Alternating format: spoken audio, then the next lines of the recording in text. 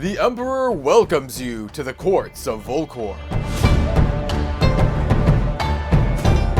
Gaze upon the vast riches of the Empire and swear your fealty to the most powerful man in all of Wraith, the Dracai of Aesir. How's it going, Rogues Gallery, and welcome to our Emperor deck tech video. This is a Blitz deck tech for the Emperor Dracai of Aesir, and as such, this is not a budget build. The Emperor himself is a legendary card and requires you to play at least one Command & Conquer to make use of his effect. Spoilers, we're going to be playing a little bit more than one Command & Conquer. Well, we're playing two to be exact. The Emperor himself has this really unique restriction on deck building in that you can only play cards with red pitch, which is... it's very, very interesting to build around and to make a deck that functions well with the Emperor. You're going to be pretty starved for resources if you're not using a lot of 1 and 0 drops, even though we are running at least one 3-drop in the deck, which is, it's pretty spicy. You do have some wombo combo potential. It's a ton of fun, and I can't wait to share my take on the Emperor with you all. Before we get started though, I do want to give a word from today's sponsor. Well, they're not really a sponsor, they're more like an affiliate. I want to shout out Forge and Fire Gaming. They are an LGS that they support me and I support them. They have a fantastic store. They sell at MAP, which is minimum advertised pricing for Flesh and Blood, so you can get the best deals possible. I do have an affiliate link in the description down below. You can use that, buy anything on their website, Warhammer, Flesh and Blood, anything, and it goes and supports me. They also have this really, really cool holiday Arachne Krampus playmat that they commissioned the artist for Arachne to do, which is so sweet. Yeah, I really like it. They're a game store that I actually bought from before they reached out to me about doing this affiliate thing. So they've been my go-to source for buying Flesh and Blood online for quite a while now. So highly recommend it. Like I said, check out the links in the description down below. But without further ado, enter the throne room, mortal, and gaze upon the glory that is the Emperor. And of course, like every other deck tech, we will have a deck list in the description down below, but stay tuned to hear why I chose, what cards I chose for this deck, maybe a little bit about the wombo combo, and a lot of other tricks you can pull off with the Emperor Dracai of Aesir. Now, we're not going to go over every single individual card, you know, and talk about exactly what they do, read off all the cards. I want to give you kind of a rundown of what the deck does and how the deck functions. The Emperor is a toolkit hero. He has 2 classes, he has a talent, and he has a subtype. He's a Royal Draconic Warrior Wizard. He's a young hero, which means we can only play this in Blitz and Ultimate Pit Fight, and he has a measly starting life of 15, but don't let that fool you. We have a suite of equipment and armor that boosts this health by quite a bit, actually. We'll talk about that when we talk about the armor. And we can also only have red cards in the deck, which means pitching is going to be tough. And for that reason, we have a lot of 0 and 1 drops with a couple key exceptions. And the first exception, of course, is Command & Conquer, because we can pay 3 resources as an action to search our deck for a Command & Conquer and then immediately attack with it. Now, Command & Conquer is a very, very powerful card. It's a card that if you played Flesh and Blood for any degree of time, you kind of already know what it does. It's pretty versatile in that it blocks for 3, attacks for 6, so it can pop those illusionist attacks, and then it's just really, really hard to defend because it can't be blocked, or rather it makes it so your opponent can't play defense reactions, which is great. And then also if it hits the hero, then you get to destroy all cards in their arsenal. And so for 3 resources, we can go tutor for Command & Conquer and then play it, which is a 1 extra cost than just playing it from our hand, which is pretty good. But keep in mind, we don't have blue cards in the deck. Every card in the deck is red, and therefore it's going to cost you 3 cards to pitch to activate this ability. So it's tricky, but you know, you can do it. You can do it. We can leverage our powerful equipment to do so. And before we talk about the equipment, I do just want to mention that this deck is a mix of warrior and wizard cards. I wanted to really, really capitalize on the fact that he's a warrior wizard, the first and currently the only dual class hero in Flesh and Blood. So we wanted to capitalize on that. I didn't want to just make him like, you know, a wizard plus armor, you know, kind of thing. I wanted to kind of make full use of that, and we are going to be doing that. So let's go ahead and talk about our equipment suite. Our weapon of choice is Jubile Spellbane. I really like this card for a couple of reasons. One is that it's just a 1 for 3, which is not bad. As far as warrior weapons go, this is pretty good for the Emperor, because we're not going to be like spending too many resources attacking with multiple weapons or anything. Just a 1 for 3 isn't too bad. But it also has this ability to generate Spellbane Aegis on hit, and the Spellbane Aegis can actually really be useful for us against the arcane damage matchup, because, spoilers, we don't have any blues or yellows once again, so Arcane Barrier is not a good option for our deck. Pitching 1 card to prevent 1 arcane is not a good rate. So stuff like Spellbane Aegis is fantastic, which is it's just an aura that has Spell Void 1, which means that if your hero to be dealt arcane damage, you can destroy this to prevent 1 of that damage. You may destroy it, so you can actually save this to prevent specific cases of arcane damage. So it's actually pretty good. However, keep in mind that Jubile only makes 1. And if you already have a Spellbane Aegis, it will not make another one. It's only if you don't control one. But still pretty good, especially against those arcane damage matchups. Now, our regular suite of armor is what I like to call full armor mode for the Emperor. We have the Arcanite Skullcap, which is almost always immediately turned on because of that 15 life here, so it will have a block of 2. So you can block with it block with it for 2, and then block with it for 1 for a total of 3 block. It also has Arcane Barrier 3, which we just kind of ignore the Arcane Barrier 3. We just want it for block. We also have the Brave Forge Bracers, which can also block for a total of 3, 2, and then 1. It has another ability where you can pump up our next weapon only if we've attacked with a weapon this turn. That's not going to happen because there's no way we can attack with Jubile twice because it's a once per turn attack. So just ignore the effect. It's literally just a block 3. If you want a budget version of these cards, you can just get like the Iron Rot or something like that. Iron Hide I would avoid because we don't want to spend resources to block. But Iron Rot could be good options here. Just know that they block for less, obviously. We also have the Courage of Bladehold, which also blocks for a total of 3, blocks for 2, blocks for 1, but after you block for that 1, it gets destroyed because it has Temper. Or you can use its action, destroying it and giving all of our sword attacks a cost reduction of 1 for the turn, which is great. Which means in a pinch, we can always crack our Courage and then attack for free with Jubile. So if we have to block our whole hand, we can still have a turn that we at least pressure a little bit of damage here. So I really like that. And then finally we have the Refraction Bolters. They just block for 1 and have Battle Worn. And if our weapon of control hits, we can destroy the Refraction Bolters. If we do, that weapon gets Go again. That doesn't come up all that much because, like I said, we're not going to be attacking with Jubile twice. We could kind of try to do like a bait thing where we attack with Jubile and then Bolters and try to follow that up, but in a lot of cases it's just better to do what you want to do first and then finish off with attacking with a Jubile. But still, between all of these, we have 9 block and then an additional 1. So we actually have virtual 10 additional health with this equipment suite, bringing the Emperor actually up to 25 instead of 15. Well, 25 virtual health, not actually health. And like I said, this is only against physical damage. Against the arcane damage classes, it can be a little tricky. But this is kind of like my standard loadout for against a lot of heroes.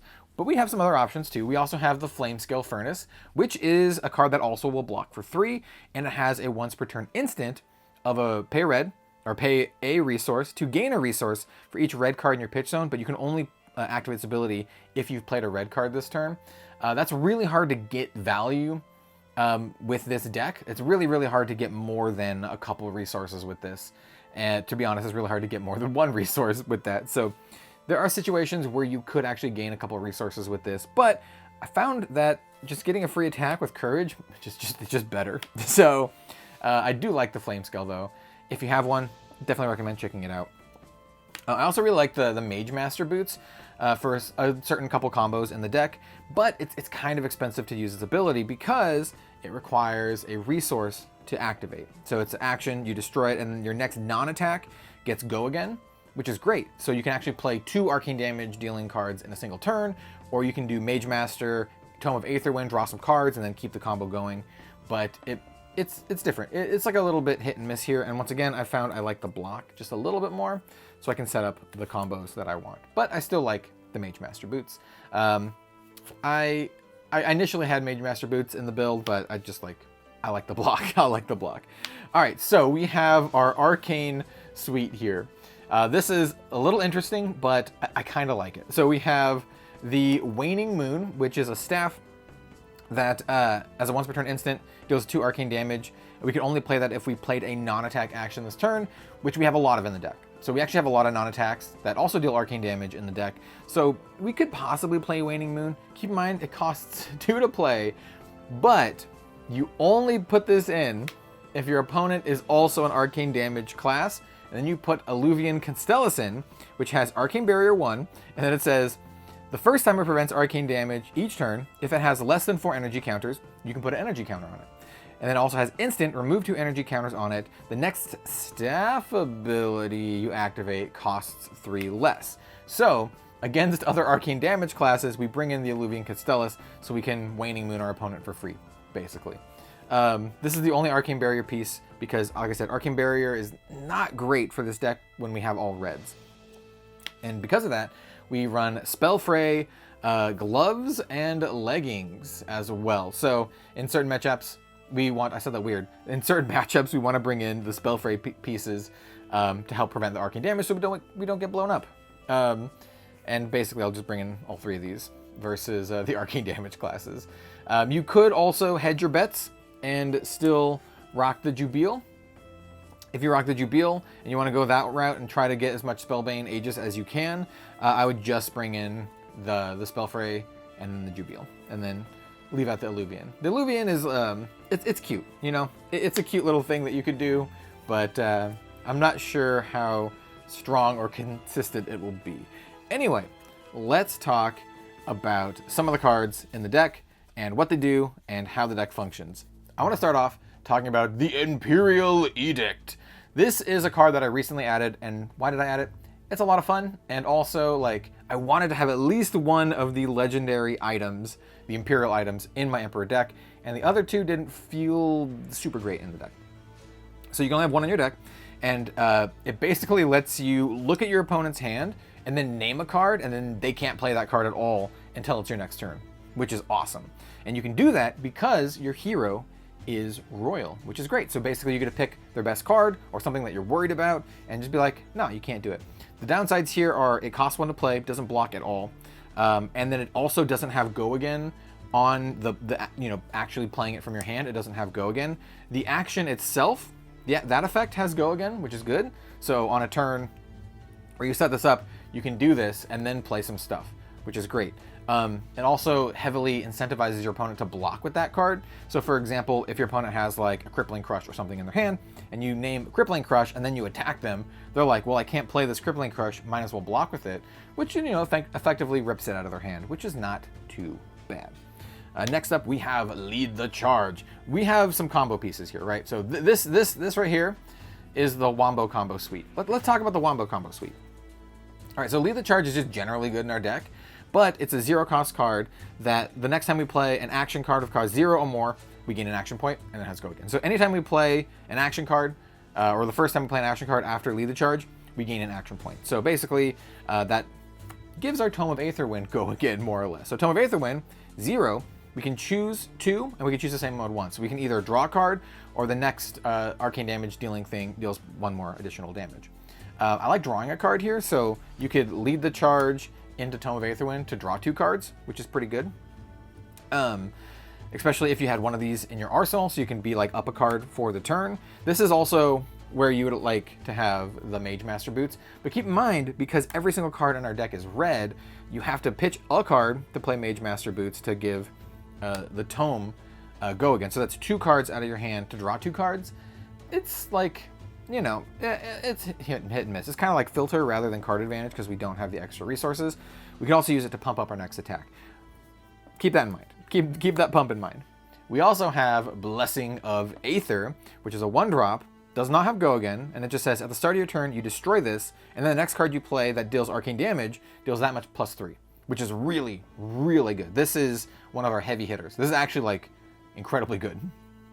And it's most good with Forked Lightning. So Forked Lightning is the 3-drop of the deck, which is basically our entire hand. If you have a Forked Lightning and 3 red cards, that's your whole hand. Forked Lightning in the arsenal plus some other stuff can be a way to go, but it's really difficult to actually combo the Forked Lightning with the Tome of Aetherwind. You could possibly do it if the stars align, but the big combo is using Forked Lightning with Blessing of Aether to hit your opponent for 10. So Forked Lightning deals 2 arcane damage to a hero, and then it deals 2 arcane damage to a hero. Blessing of Aether, and this is true, the way this works, is this will pump both of these instances of 2 damage. So it'll get +3 for the first one, and +3 for the second one. So Forked Lightning will hit for 10 total, which is nice. It's very nice. If you can somehow set up a turn where you Tome, Blessing, and Forked Lightning, that's 14 damage, which is pretty good. Tome I just really like for just drawing cards, to be honest. You can do like a lead the charge, draw some cards, just good stuff. But you know, these are kind of like our wombo combo pieces. That's not what the deck is built around doing. It's just something the deck can do, because a lot of these cards, or rather all of these cards, are great on their own, especially this Blessing of Aether, which is super good for the next suite of cards that we're going to talk about, which is our big chunk of wizard cards. We have a big chunk of wizard cards. Almost all of these are kind of takes on the same card, and then we also have Aether Quickening. Let's talk about Aether Quickening first. It's a 1-drop, deals 4 arcane damage, and then it has Surge. If it deals more than 4, it gets Go again, which is actually really sweet. So Blessing plus Aether Quickening means that it's coming in for 7. So if your opponent has Arcane Barrier 3, it's going to deal 4. Keep in mind, it has to do more than 4. It's not 4 or more, it's more than 4. So just this, if they have AB3 and they prevent 3, Aether Quickening will not have Go again. So just keep that in mind, just keep in mind. But still, this is 7 arcane damage for 1, which is very, very good. And we also have Prognosticate. This is a 0 for 3 arcane damage to a hero. We also have Sap, which is 0 for 3 arcane damage to a hero. We also have Zap, which is 0 for 3 arcane damage to a hero, and Aether Dart, which is 0 for 3 arcane damage to any target. Ooh, that's cool. You can blast some dragons or other such nonsense if you need. So this is just a critical density of 0 for 3 arcane damage, and you use these in conjunction with the Blessing of Aether to make it a 0 for 6 arcane damage, which is pretty good. It's pretty good, especially if you can, play a Blessing of Aether on your turn, pass the turn, draw up, and then try to keep at least one of these in your hand. Block with everything else, just keep one, and then boom, 6 to you.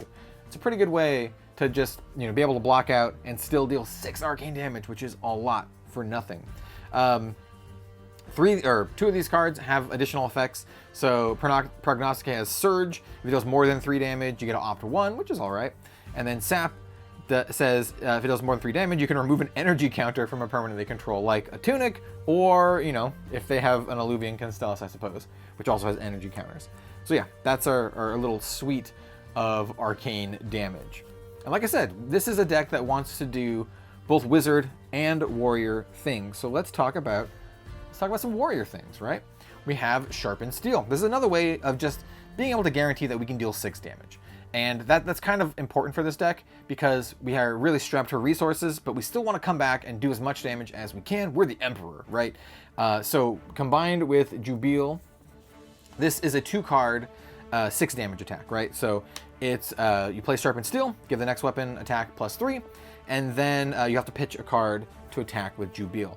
It is a 1-card attack for 6 if you crack your Courage Bladehold, making it so you can attack for free with Jubile, which is not bad. And then pumping the attack is good against certain decks that have arcane damage, so we can deal a little bit of damage, get our Spellbane Aegis, and be very happy with that. So we're running Sharpened Steel. We're also running some, just some good red attack actions. We have Scar for a Scar, which is a 0 for 4, has Go Again if you have less life, and you know what? At the start of the game, we will likely have less life. So this is likely just 0 for 4, Go Again. We also have Blaze Headlong, it's a 0 for 4, and if we played another red card this turn, it has Go Again. Guess what? We have a lot of red cards. We have 40 red cards in the deck, so we're running some Blaze Hedgehogs. We also have Ravenous Rabble, which is also a 0 for 4 with Go Again. And this one, you reel the top card of your deck, and it gets -X, where the X is the pitch value. Spoilers, it's always going to be a red card, so it's always going to come in for 4. So Ravenous Rabble, easy slam dunk for this deck. Next up, we have Erschlucher Schlag. This is Enlightened Strike. This is a German Enlightened Strike. I apologize to the German audience of me pronouncing Schlag. I'm just going to call this the Schlag. E-Strike's great. It has variable modes. This is always basically a 1 for 7, which is the best rate in the entire deck, or a 1 for 5, draw a card, or 1 for 5, go again, which is all very, very good. So this is a very, very, very good card in the deck. And basically, the alternate cost is you take a card from your hand, you tuck it under the bottom. It costs 0, but it really requires a card from your hand. Still, great. E-Strike's slam dunk. Also, we have Snatch. It's a 0 for 4. If it hits, draw a card. Very simple. It's great to just deal a little bit of damage, draw a card, and then arsenal that card. You can also combine this with something like the Lead the Charge to give it go again. But, you know, it's just good at the end of a chain after you're attacking with a bunch of stuff. End with a Snatch, draw a card, and then, you know, be up on your next turn, which is good. Or we can give a go again with something like Flock of the Featherwalkers, which is a 1 for 5, but as additional cost, you have to reveal a card in your hand with cost 1 or less, which is basically the entire deck, with the exception of the Fork Lightning. And then we're going to create a Quicken token. Here's a Quicken token from a good friend of the channel, FAB TCG Cards. This is a little Skelly Man Quicken token. I imagine he's making sounds like, yeah. Anyway, what a Quicken token does is it makes it so that whenever you play an attack action card or attack with a weapon, you destroy the Quicken token, and then that attack gets go again. So we'll give our Jubil go again if we want, or give any of our other attacks go again, like the Snatch. This is great. So we're running 2 of the Flocks. We have Command and Conquers. We have 2. We already talked about Command and Conquers. I mean, you're playing the Emperor. You got to run the Command and Conquers if you're playing Emperor. This one is a pretty interesting choice, and this is kind of like a meta call. I like Thaw. Thaw is a 2 for 6. Well, first of all of the 6s, like the Command and Conquer and the Thaw, good against Illusionist. But also, while Thaw is in your graveyard, at the start of your turn, you can banish it and choose 1. You can destroy Frostbite, you can destroy an Ice Affliction, or unfreeze a frozen card. Now, the unfreezing thing usually won't come up unless we want to unfreeze our arsenal. But destroying a Frostbite and destroying an Ice Affliction is super good against Icelander, which is the deck that preys upon this the most, because any Frostbites taxing our cards is going to be absolutely brutal because we only have red pitch. So it's just so brutal. So I have a 1 of Thaw. It might be best to run 2 Thaws if you play against a lot of Icelanders. Also, it's just a 2 for 6, you know. We have Sigil of Solace. A slam dunk in my opinion. It's a 0, you gain 3 life. In Blitz, you never know if you're playing against another wizard or warrior or even an assassin. And Sigil just gains you 3 life, so no matter what you're playing against, you can use this to be up on life. As opposed to something like Sink Below, which is a fantastic card, but it's useless against a wizard, right? So it's well, it depends on the wizard, right? If you're running up against Icelander with Fyendal's Fighting Spirit, well then the Sink Below might be good. Anyway, it's a 0 defense reaction for 4, and you get a Filter card. Put a card from your hand on the bottom of your deck, and then draw a card, which is great. It's just the filtering is really, really good, and the deck mostly is pretty cheap to play, right?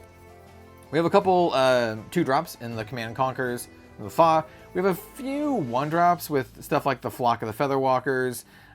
E-Strike is technically a 1-drop because it costs a card from your hand, but most of the cards in our deck cost 0. Ether Quickening costs 1, but we have our suite of 3 arcane damage dealing cards. Blessing costs 1, Forked costs 3, but like I said, most of the things cost 0. And of course, we can't forget our lovely Imperial Edict, which is a cool card. So yeah, this is my take on the Emperor. I wanted to do a 2-pronged attack between really, really strong 0-cost go-again cards like Scar for a Scar, Ravenous Rebel, and Blaze Headlong, and then combine that with stuff like our 0-cost arcane damage cards like Zap, Prognosticate, stuff like Aether Quickening, where you can have a turn where, say you keep, like think of it this way. This would be a very good turn. So say you play Blessing of Aether on one of your turns, right? You play Blessing of Aether, and then you draw up, right?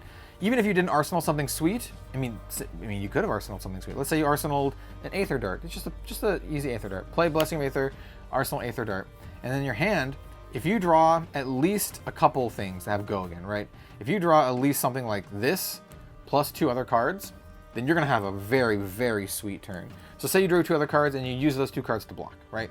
So drew these cards, use the other 2 cards to block, use some of your equipment to block too, so you can keep a 2-card hand. With a 2-card hand, you can Scar for a Scar for 4 with go again. You can Blaze Headlong for another 4 with go again, and then combined with the Blessing of Aether, you can Aether Dart for 6. So this is a pretty nice turn, right? Just with a 2-card hand, you can push a lot of damage, and the damage is split between physical and arcane. So they're gonna have to commit cards from hand to block with this, and then also have to contend with a bunch of arcane damage as well. So you can push, you know, double-digit-ish numbers pretty easily, right? And then, you know, obviously this is compounded the more you have and the more damage you can deal. But yeah, that's just kind of like a good base level turn here that you can pull off with the deck. Like, that's an easy turn to make. So yeah, I like this deck. I think it's fun. It's weird, and Blitz is, you know, the place for weird decks. I mean, obviously you can have your wombo combo turns. I mean, once again, Blessing of Aether is just such a nice card. With Forked Lightning, so you literally play Blessing of Aether, and then you just try to keep a 4-card hand, right? You can either arsenal the Forked Lightning and then try to keep a 3-card hand, but just try to keep a 4-card hand with Forked Lightning, or 3-card hand with it in an arsenal. So maybe you did this, and you're like, oh no, I'm being attacked. I'll block with this Aether Quickening. I'll block the Aether Quickening, and then this pops, and then you just get him for 10 with Forked Lightning. So yeah, you could do that. It's fun. I recommend trying it out if you have the cards for it. It's an expensive deck, right? It is an expensive deck because we have to run the Command and Conquers for the Emperor's effect. We also running Easter eggs because it's like one of the best cards in the deck. And then outside of that, you just have a lot of legendaries. You have a lot of legendaries here with the Braveforge and the Arcanite. Like I said, you can replace these with cheap cards, but you won't be able to block as much. Like, you won't have that virtual plus 10 life like this suite does. Like, this suite gives you virtual 25 life if your opponent's only doing physical attacks, right? Our big weakness, obviously, is our opponent blasting us with arcane damage. Like, Kano is going to be real rough, so you can maybe try to survive the Kano, but yeah. So that's the deck. Thank you so much for watching. I think it's fun, and I like it, and it's the Emperor, man. It's the Emperor, Dracai of Aesir, and thanks for watching. If you like the video, let me know in the comments down below. Like, comment, subscribe, ring that notification bell. It really, really helps. Ring the bell. Just ring the bell. And yeah, I'll see you next time for another Flesh and Blood video. Have a good one, everyone. We'll see you next time.